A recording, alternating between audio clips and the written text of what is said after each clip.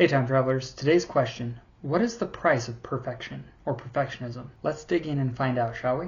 Hey everybody, my name is Jesse. I'm an NAAP certified life coach. Welcome to my Mindful Monday series where I help individuals leverage the power of their brain. Join me in finding your superpower.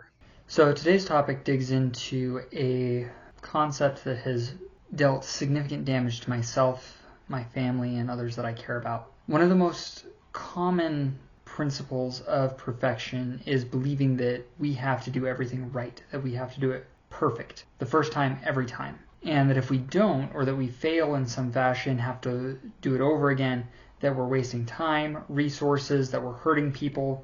And one of the questions is, what do we mean by doing it perfectly?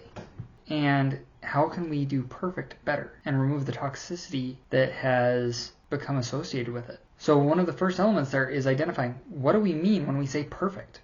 So in the NAAP process, there have been two forms of perfect identified. The first is perfection as it cannot be improved upon, or it cannot be improved in some fashion. So this would be equivalent to a master diamond cutter cutting a diamond just so that it reflects the light in the most beautiful way possible given its circumstance. But there is another. Humans and individuals who have the potential for growth. This would apply for plants, for gardens, any kind of growing environment. And that definition is a process that is constantly improving upon itself. So if you think of a tree, straight, sturdy, and has been in the middle of a forest its entire life, its strength comes from the trees around it, often through the root system. However, say a forest fire comes through, all the other trees die, or a disease cuts through and knocks out most of the other trees surrounding it. This tree has never gone through strife, it's never gone through struggle. It just survived a terrible ordeal. Wind comes through, it has a high chance of getting knocked over with the next major windstorm. However, if given the opportunity to survive further, what will happen is this tree will strengthen itself and will often become an anchor for the next generation of trees coming in up and around it. And the reason is that as it goes through these trials, it'll adapt. It'll grow. It'll figure out, okay, this disease or this windstorm came through and absolutely wrecked me and all the other plants around. I need to grow a thicker height. I need to put effort into more roots and be stronger and more stable. So when the next thing comes through, I'm not going to get knocked over. Now, its primary goal is self-survival. But because it's able to survive and improve upon its own development, it's then able to be a strength to those around it. And in that same way, we can do that same thing. Another good example is I have found that there's a lot of the mental health principles that can be applied to a riverbank and a healthy watershed system. One of the things that a tree or other plant nearby a riverbed does is it throws roots out and helps to slow the water down that's passing by, either through adding dirt layers and catching and slowing it down as it passes by, grabbing on and allowing the water to kind of settle out and penetrate into the riverbank. But it also allows, because it slows that water down, it allows the plants around it to gain from its strength,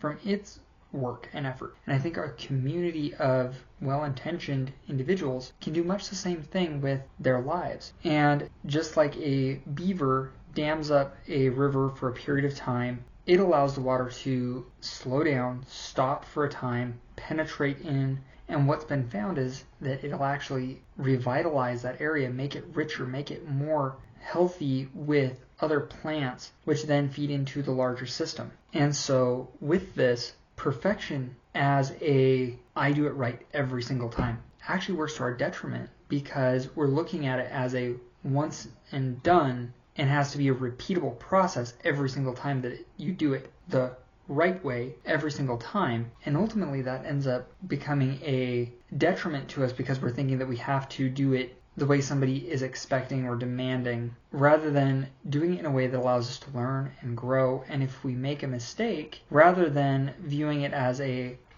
how can I improve this for next time?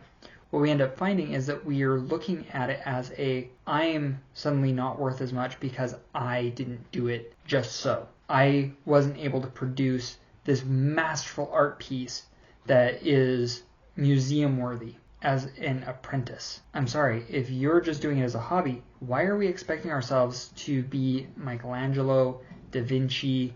Why are we expecting this of ourselves? I think the big part of it is that we don't want to let people down. We don't want to let ourselves down.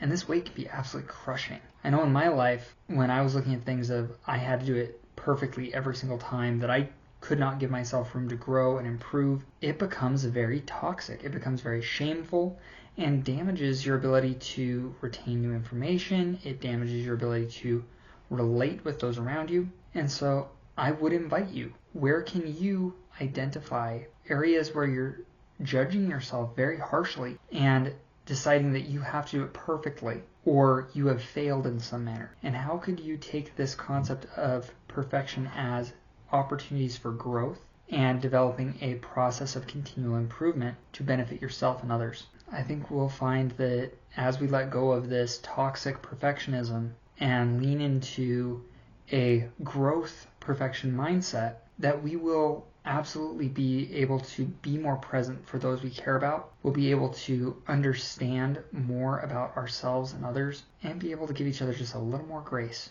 Thanks for joining me today. Now, if you think I've gone off the deep end and I'm off the rails, call me out. Let's have a discussion about it.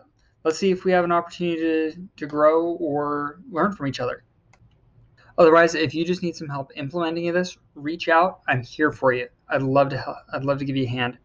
Or who do you know who could get value from this video? I invite you to share it with them. Now, don't forget to like and subscribe so you don't miss out on notifications on future uploads and videos. And let's be the change that we want to see in the world. Join me. One person at a time, let's watch this avalanche begin.